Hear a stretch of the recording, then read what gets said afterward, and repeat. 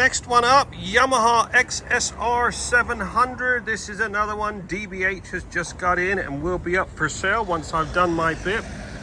This has got the full acro exhaust. Got some black stanchions there. I didn't know they did the black forks on these, but nevertheless, we're going to give it a bit of trot TLC.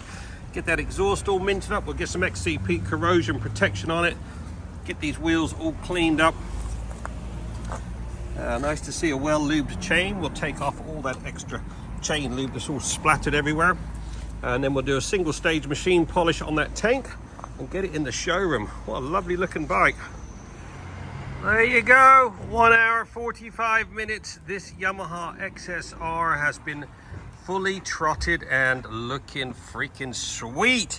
This is heading for Danny's showroom, DBH. This thing is immaculate. Look at that exhaust, it's come up like new. All the wheels meticulously been cleaned. Everything's had a nice coating of XCP.